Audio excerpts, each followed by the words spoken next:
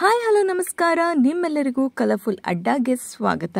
ದೃಷ್ಟಿ ಭಟ್ಟು ಧಾರಾವಾಹಿಯಲ್ಲಿ ನಟಿಸುತ್ತಿರುವ ಎಲ್ಲ ನಟ ನಟಿಯರ ರಿಯಲ್ ಲೈಫ್ ಕುಟುಂಬ ಹೇಗಿದೆ ಅನ್ನೋದನ್ನ ಈ ವಿಡಿಯೋದಲ್ಲಿ ಸಂಪೂರ್ಣವಾಗಿ ನೋಡೋಣ.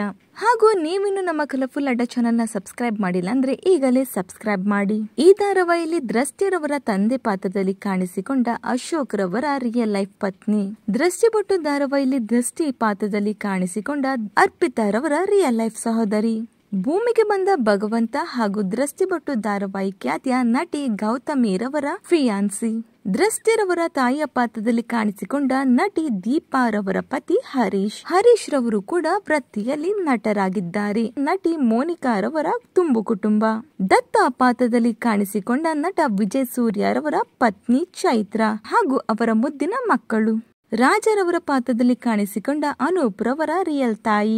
ಶರಾವತಿ ರವರ ಪಾತ್ರದಲ್ಲಿ ಕಾಣಿಸಿಕೊಂಡ ನಟ ತನ್ಮಯ್ಯ ರವರ ರಿಯಲ್ ಕುಟುಂಬ. ಲೈಕ್ ಹಾಗೂ ಶೇರ್ ಮಾಡಿ. Thank you.